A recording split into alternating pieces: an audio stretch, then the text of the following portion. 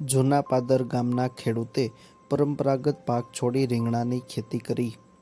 ભાવનગર જિલ્લા સહિત સમગ્ર સૌરાષ્ટ્ર તેમજ ગુજરાત રાજ્યમાં ખેડૂતો હવે પરંપરાગત પાકોનું વાવેતર છોડી અન્ય પાકોનું વાવેતર કરવા લાગ્યા છે। કેટલાક ખેડૂતો શાકભાજી પાકોનું તો કેટલાક ખેડૂતો બાગાયતી પાકોનું વાવેતર કરી તેમાંથી લાખો રૂપિયાનું ઉત્પાદન મેળવી રહ્યા છે। ખાસ કરીને શાકભાજી પાકો જે ટૂંકા સમયગાળામાં તૈયાર થઈ જતા હોય અને ઓછી માવજતની જરૂરિયાત રહેતી હોવાના કારણે અનેક ખેડૂતો રીંગણા, ટામેટા, કાકડી, કારેલા જેવા અલગ અલગ શાકભાજીનું વાવેતર કરી તેમાંથી સારી એવી આવક મેળવી રહ્યા છે। મારું નામ ગોહિલ તખતસિંહ મુળુભા, ગામ જૂનાપદર, તાલુકો જેસર, જિલ્લો ભાવનગર। તમે કેટલા સમયથી ખેતી કરો છો અને રીંગણીની ખેતીની શરૂઆત કેવી રીતે કરી? હું 10 વર્ષથી ખેતી કરું છું। આની પહેલા હું કરતો હતો ત્યારે કપાસ અને મગફળીની ખેતી કરતો હતો। ત્યાર પછી એમાં ઉત્પાદન બહુ ઓછું આવતું હતું, તો ત્યાર પછી મેં બાગાયત અને રીંગણની શાકભાજીની ખેતી કરવાનું શરૂઆત કરી। હાલ તમે કઈ જાતની રીંગણીનું વાવેતર કર્યું છે? કેટલા વીઘામાં? હું પેરિસનું વાવેતર કરું છું અને આ મોરપીસનું વાવેતર કરું છું। કેટલા વીઘામાં છે?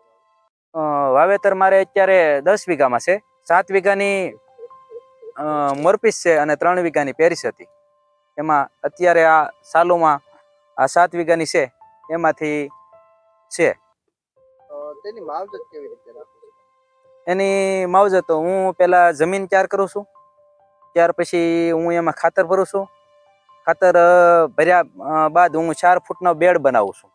બેડ બનાવી એની માથે 2 ટપક પાથરું છું। ટપકની નળી પાથર્યા ત્યારબાદ હું મલ્સિંગ પાથરું છું અને ત્યારબાદ હું ચોથાથી 5મા મહિનામાં હું એની રોપણી કરું છું।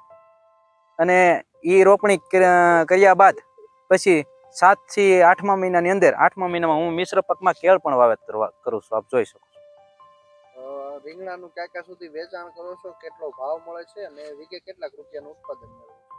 હું રીંગણાનું વેચાણ સુરત છે, સાવરકુંડલા છે, મહુવા છે, ગોંડલ છે, આ જે બધા એરિયામાં, રાજકોટ છે, આ બધામાં વેચાણ કરું છું। અને મને અત્યારે 10 રૂપિયાથી માંડી અને 120 રૂપિયા ભાવ મળ્યો છે અત્યાર સુધીમાં। અને મારે 70 થી 80 હજાર રૂપિયાનું એક વીઘે વેચાણ થયેલું છે।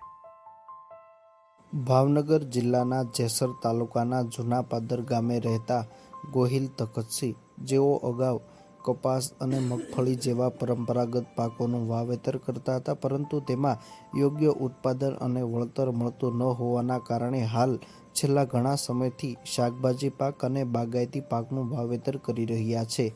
હાલ તેઓએ 7 વીઘામાં મોરપીસ રીંગણાનું વાવેતર કર્યું છે।